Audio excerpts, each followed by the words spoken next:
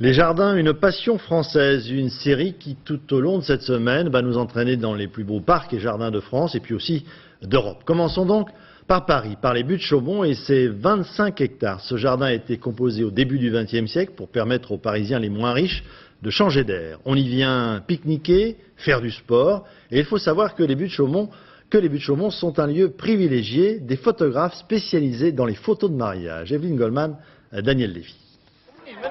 Le samedi matin, dès qu'il fait beau, les Buttes-Chaumont se transforment en gigantesque studio photographique. C'est bien, on me regarde. Merci bien, au prochain. Photos à la chaîne, les mariés venus d'un peu partout se comptent par dizaines. Chaque couple a l'impression d'être unique. Il s'agit d'abord d'immortaliser cet événement inoubliable. Un vrai régal pour le promeneur car ici le spectacle est permanent.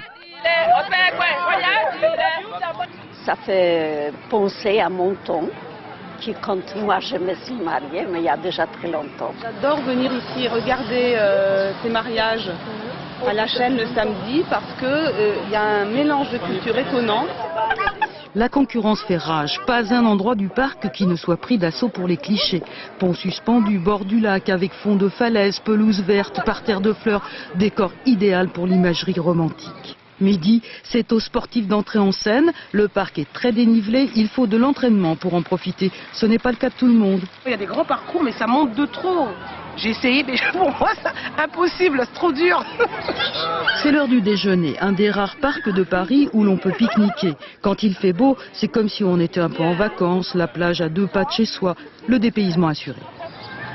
C'est aussi assez naturel par rapport aux autres endroits de Paris. C'est vrai qu'il y a le plan d'eau, ça fait un peu sauvage avec les roches, tout ça. Ce sentiment de la nature, c'est bien ce que voulaient les paysagistes il y a près de 200 ans. Leur objectif, faire oublier la cité à ses habitants en imitant différents paysages de France, comme les falaises d'Étretat. Tout cela disparaît un peu aujourd'hui sous la végétation, mais pour le visiteur, le sentiment de la nature est encore bien vivant.